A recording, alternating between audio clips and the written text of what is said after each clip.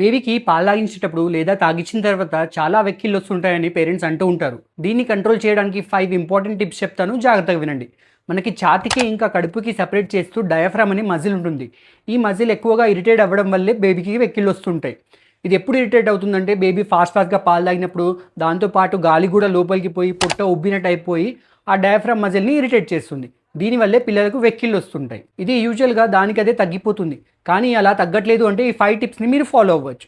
First, బేబీని భుజం పైన వేసుకొని వాళ్ళని బర్పించేయాలి. ఇలా చేస్తే వెక్కిళ్ళు తగ్గిపోయే ఛాన్స్ ఉంటుంది. సెకండ్, ఎక్కువగా వెక్కిళ్ళు వస్తున్నాయంటే బేబీకి కంటిన్యూస్గా ఫీడింగ్ ఇవ్వకూడదు. గ్యాప్ ఇచ్చి కొంచెం కొంచెంగా ఎక్కువసార్లు ఫీడ్స్ ఇవ్వచ్చు. థర్డ్, బేబీకి ఫీడ్ ఇచ్చిన తర్వాత వెంటనే కింద పడుకోబెట్టకూడదు. వాళ్ళని 20 నుంచి 30 నిమిషాలు భుజం పైన వేసుకొని అప్రైట్ పొజిషన్లో పెట్టాలి. ఫోర్త్, ఇవన్నీ చేసినా కూడా బేబీకి ఎక్కిళ్ళు ఇంకా తగ్గట్లేదంటే వాళ్ళ బ్యాక్ని జెంటిల్గా మసాజ్ చేయొచ్చు. ఇది రిలీఫ్ ఇచ్చే ఛాన్స్ ఉంటుంది. ఫిఫ్త్, బేబీకి పెసిఫైర్ కూడా యూజ్ చేయొచ్చు.